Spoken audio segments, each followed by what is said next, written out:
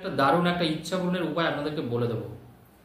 যদি আপনার বিশেষ কোনো ইচ্ছা থাকে মনের মধ্যে, যে ইচ্ছাটা আপনি কোনোভাবে পূরণ করতে পারছেন না, যেটা কোনোভাবে আপনি সফলতা দেখছেন না, কারণ দেখুন আমাদের মানুষের মনের মধ্যে কিন্তু অনেক রকমের ইচ্ছে থাকে এবং দেখা যায় একটা মানুষ সারা জীবন ধরেও তার সেই শখ পূরণ করতে পারে না বা সেই ইচ্ছাও তার পূরণ করতে পারে না।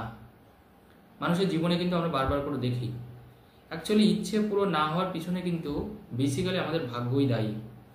কারণ দেখুন, ভাগ্য যদি সাথ না দেয় সেই ক্ষেত্রে কিন্তু ইচ্ছে পূরণটা হয় না। ইচ্ছে মানে তো দেখুন একটা মনস্কামনা।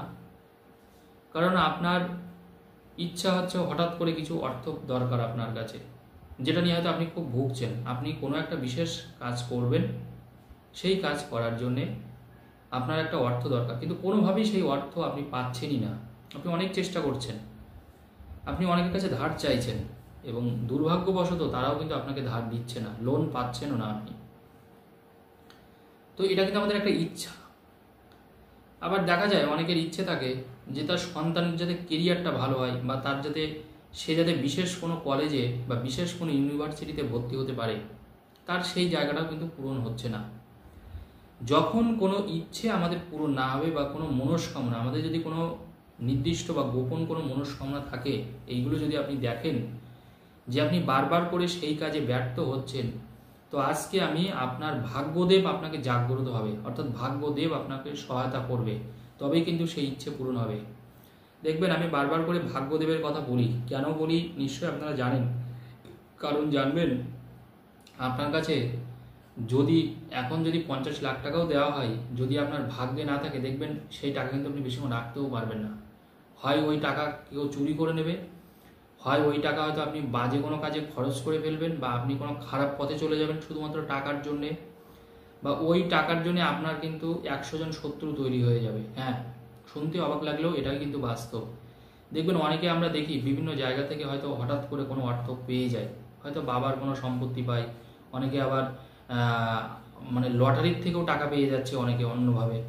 তো দেখুন বিভিন্নভাবে অনেক সময় আমাদের মানে ভাগ্য খুলে যায়, কিন্তু মানে কোনো না কোনোভাবে টাকাটা আমরা পেয়ে যাই, কিন্তু সেই অর্থ কিন্তু আমরা রাখতে পারি না। কেন রাখতে পারি না জানেন? তার মূল কারণ কিন্তু ভাগ্য।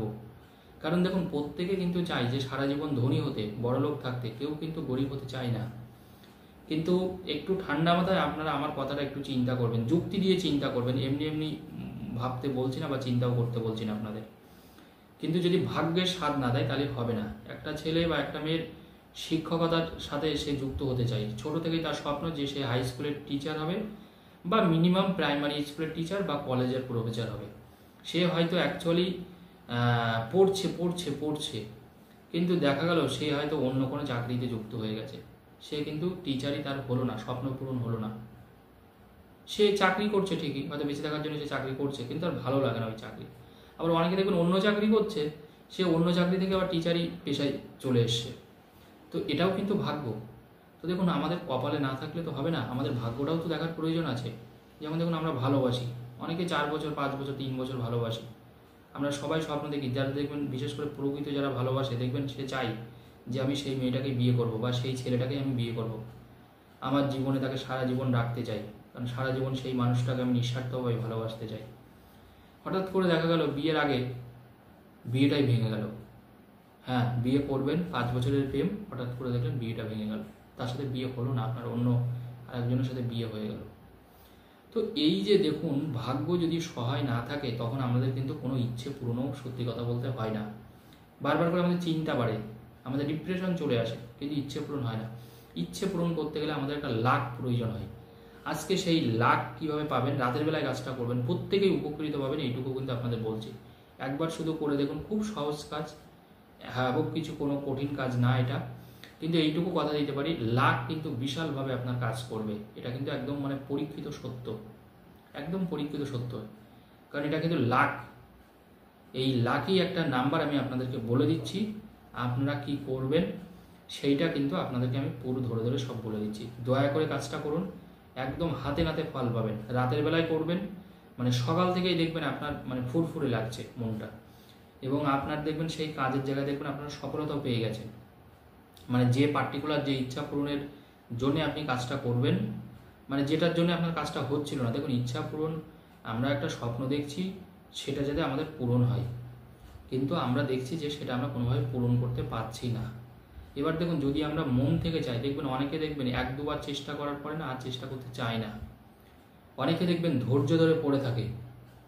এতে দু ধরনের আমরা মানুষ দেখতে পাই। অনেকে অনেক দিন ধরে ধৈর্য ধরে পড়ে থাকে, হচ্ছে না, তারপরেও সে ধৈর্য ধরে পড়ে আছে। অনেকে দেখবেন চাকরি পাচ্ছে না, তবু সে সরকারি চাকরি করার জন্য বছরের পর বছর কিন্তু পরীক্ষা দিয়ে যাচ্ছে, তবু সে হতাশা হয়নি, হয়তো হয়েছে মনের দিক দিয়ে, কিন্তু তারপরেও সে পরীক্ষা দিয়ে যাচ্ছে।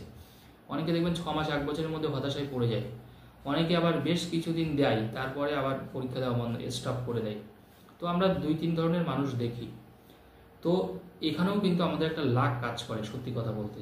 তো আজকে সেই লাক বা ভাগ্য আপনাকে সহায়তা দেবে, এবং পার্টিকুলার যে ইচ্ছাটা আপনার মনের মধ্যে এতদিন ধরে লালন পালন করেছেন, সেই ইচ্ছেটা কিন্তু আপনার পূরণ হবে, পূরণ হবেই হবে। শুধু পূরণ হবে না, পূরণ হবেই। কি করবেন আপনি একটা লাল কালির পেন নিয়ে রাত্রি 8টার পরে কাজটা করবেন। রাত্রি 8টার পরে যে কোনো সময় কাজটা করা যেতে পারে। রাত্রি 8টা থেকে ভোর 5টার মধ্যেই কাজটা করবেন। রাত্রি 8টা থেকে ভোর, দেখা যাচ্ছে রাতের বেলায় 1টার সময় করলো, হ্যাঁ 1টার সময় করুন না, কোনো অসুবিধা নেই। ভোর 5টা পর্যন্ত কাজটা করতে পারবেন, রাত্রি 8টা থেকে ভোর 5টা। তো আপনারা যেটা করবেন সেটা হচ্ছে, এই যে দেখুন আমাদের যে আঙুলগুলো আছে, একটা হচ্ছে কনিষ্ঠা, 2 নম্বর হচ্ছে অনামিকা, মাঝখানেরটা হচ্ছে মধ্যমা বলে, এবং এটা বলে তর্জনী। এই যে তর্জনী আঙুল বৃদ্ধা আঙুল, এটা হচ্ছে বৃদ্ধা আঙুল, এর পরেরটা হচ্ছে তর্জনী। এই যে তর্জনী আঙুল, এই তর্জনী আঙুলের নিচে আপনি 21 লিখবেন, 21 মনে রাখবেন। কিন্তু কি লিখবেন তর্জনী আঙুলের নিচে? এখানে লিখবেন হচ্ছে 21, এটা কিন্তু মনে রাখবেন। এটা কিন্তু আপনাকে 21 লিখতে হবে। এখানে আপনি কি লিখছেন তাহলে? 21। আর এই যে কনিষ্ঠা আঙুল দেখতে পাচ্ছেন, একেবারে যেটা শেষ আঙুল আমাদের, একেবারে যেটা প্রথমে লাস্টের এই দিক থেকে, এটা যদি আমরা শেষ আঙুল ধরি, তর্জনী হচ্ছে এইটা। আর একেবারে এই যে আঙুলটা দেখতেই পাচ্ছেন, এটাকে আমরা বলি কিন্তু কনিষ্ঠা আঙুল, কনিষ্ঠা বুধের আঙুল বলা হয় এটা। তো এই জায়গাটায় আপনি কি লিখবেন? এখানে আপনি কিন্তু দেখতেই পাচ্ছেন এটা, এখানে আপনি লিখবেন 23 লিখবেন, 23। এখানে লিখবেন 23, এখানে লিখবেন 21। তাহলে তর্জনী যে আঙুলটা আছে দেখতেই পাচ্ছেন, এটা তর্জনীর আঙুলের এখানে লিখবেন 21। আর যে কনিষ্ঠা আঙুল আছে, কেড়ি আঙুলও অনেকে বলেন চলতি কথায়, অনেকে অনেক ভাষা হয়তো বলতে পারেন। তো কনিষ্ঠা আঙুল যেটা আমি বলছি, এই কনিষ্ঠা আঙুলের নিচে আপনি লিখবেন 23, এখানে লিখবেন 23 আর এখানে লিখবেন 21।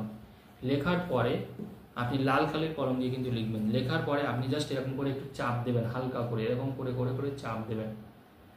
ওই সংখ্যাটার উপরে লিখে আপনি 108 বার ধরে ধরে এরকম হালকা করে একটু চাপ দেবেন, 108 বার চাপ দেবেন।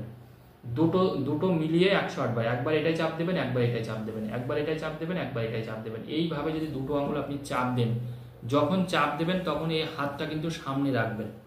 এই যে হাতের আমাদের যে হাতেরটা আছে, এটা হাতটা কিন্তু এইভাবে এরকম সামনে দেখবেন। দেখার পরে এই তর্জনী আঙুলের নিচে যেটা সংখ্যাটা লিখেছেন 21 বলেছি, আর এই কনিষ্ঠ আঙুলের নিচে আমি বলেছি 23। এখানে হালকা করে চাপ দেবেন, টোটাল দুটো মিলিয়ে 108 বার চাপ দেবেন।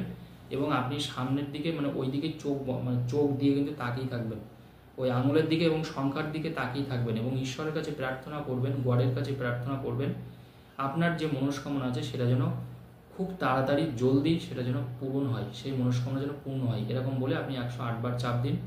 দেখুন আপনার বাধা কাটবেই কাটবে, এবং আপনার যে মনস্কামনার জন্য এটা আপনি চাপ দেবেন, এটা কিন্তু আপনার পূরণ হবেই।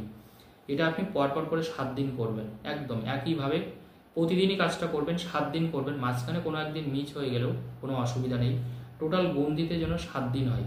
ঠিক সেম নিয়মে একইভাবে 7 দিন করুন। দায়িত্ব নিয়ে বলছি, আপনার যে ইচ্ছা আছে সেটা কিন্তু পূরণ হবেই হবে। ধন্যবাদ।